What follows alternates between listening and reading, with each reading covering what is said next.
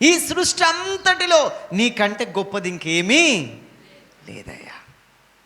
ఈ ఆకాశం అగ్గైపోయినా, ఈ భూమి బుగ్గైపోయినా, భూమి ఆకాశాలు గతించిపోయినా, అంత శూన్యమైపోయినా నువ్వు ఉంటే చాలు మరలా నూతన సృష్టిని నోటి మాటతో కలగజేయగలవు. హల్లెలూయా. అవునా కాదా?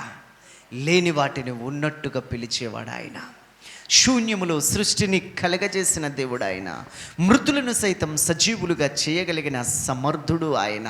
ఆయన ఉంటే చాలు ఈ బ్రతుకులకి. దేవునికి మహిమ కలుగునుగాక. హల్లెలూయా. స్తుతించాలి, ఆరాధించాలి, దేవుణ్ణి మహిమపరచాలి. ఆ పక్కన వస్తే సన్నిధి రొట్టెల బల్ల.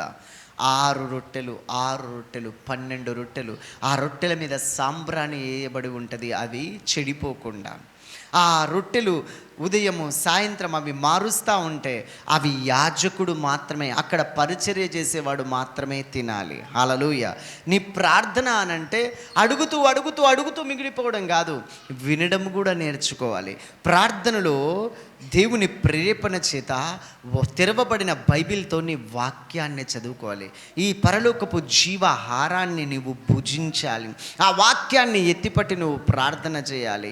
యెషయా 54:10 పర్వతాలు తొలగిపోయిన, మెట్టలు తత్తరిల్లిన నా కృప నిన్ను విడిచిపోదు అని నీ యందు జాలిపడు యెహోవా సెలవిస్తున్నాడు.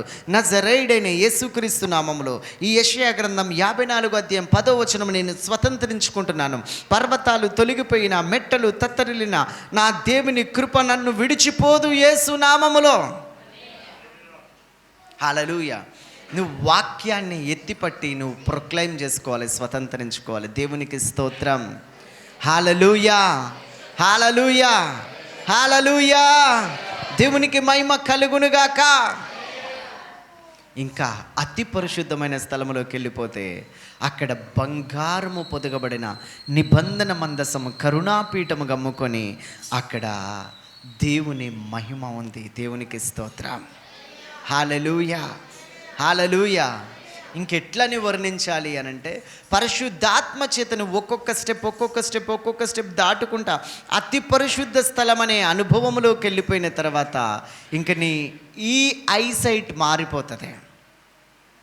ఈ లోక సంబంధమైన ఈ వినికిడి పైన రణగుణ ధ్వనులన్నీ మారిపోతాయి. నీ స్పిరిట్ దేవుని స్పిరిట్తో ఐక్యపరచబడుతుంది. సజీవుడైన దేవుని సన్నిధిలో ఎవరైతే ఆయన కొరకు కనిపెట్టుకుంటారో వాళ్ళకి సమీపముగా వస్తాడు ఆయన, వారికి సమీపముగా ఉంటాడు ఆయన.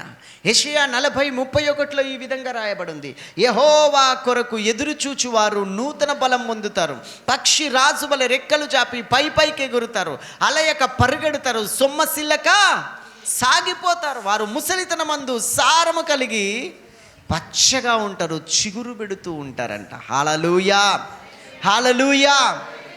దేవునికి మహిమ కలుగునుగాక. దేవునికి స్తోత్రం. ఫేస్ టు ఫేస్ దేవునితో ముఖాముఖి అనుభవంలోనికి నువ్వు రావాలి. యేసు ప్రభు సజీవుడు అని నువ్వు సాక్ష్యం చెప్పగలుగుతావా? ఏం సాక్ష్యం చెప్పగలుగుతావు? శిష్యులు ఏమని సాక్ష్యం చెప్పినారో తెలుసా? మేము కన్నులారా ఏం చూసినామో, చెవులారా ఏం విన్నామో, స్పర్శక ఏం తాకి చూసినామో దానిని గురించి మేము సాక్ష్యం ఇస్తున్నాం.